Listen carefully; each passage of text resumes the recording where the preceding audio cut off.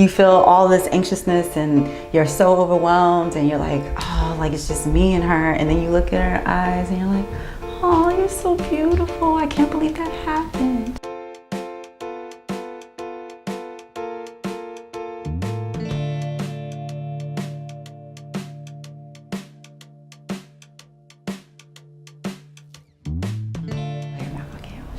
You ever get emotional like after having a baby too? It's like weird. I wasn't even gonna cry about this, but now I'm tearing up. Okay, my mom passed away when I was like 18, and my grandmother and everyone's on the East Coast.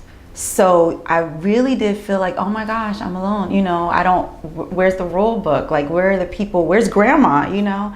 And my friends just came full force. I mean, they would bring me lunch and dinner and breakfast. They gave me their breast pumps and they would watch her while I slept because I had a C-section, so I was completely out of it. I remember we were not expecting to have her on the 13th, and they were like, oh no, we need to take her. And we didn't have our go bag or anything. And so my husband went to go get it, and I was just sitting by myself in the hospital like, oh my God, I am here by myself, about to have this baby. And out of nowhere, one of my closest friends came into the hospital room and she was like, hey girl, hurry, we having a baby.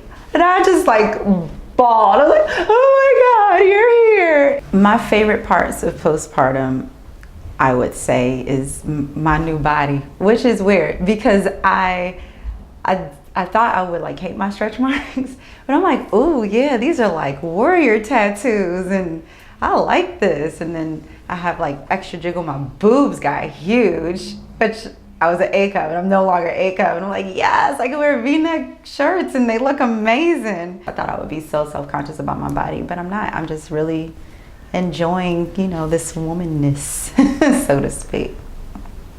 Breastfeeding was amazing. The bond that you have, like she latched on so quickly and she's like, yes, this is my food source, give it up, lady. And so that was such a beautiful moment.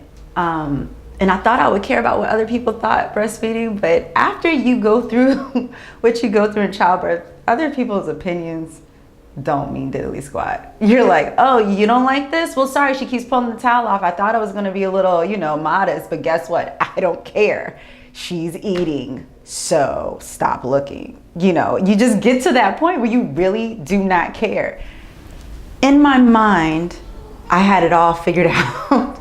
In my mind, I was gonna go back to work. She was gonna go with dad. We were gonna build this nice little play area and he was gonna have her during the day. We didn't have to worry about daycare. Things just completely changed. And I'm like, oh my gosh, but she's here now. I don't have time to rearrange, you know, what my thoughts were. So that's the part that kind of really got me overwhelmed, like having to figure it out on the spot. Because you can read as many blogs as you want, you can read as many books as you want, but there's nothing like the gusto of just getting in there and doing it. I'm a big advocate of not giving up on your dreams. Like, some people have children and they're like, my life is over, my life is now my kid's life. No, I don't believe that to be true. You have your purpose and then you just have an added purpose. There are mom rock climbers out there, there are mom musicians, there are mom architects. You can still do what you want to do and take the kids to soccer practice or basketball practice. You can still do it. You are not alone. That took a while for me to come to. You are not alone.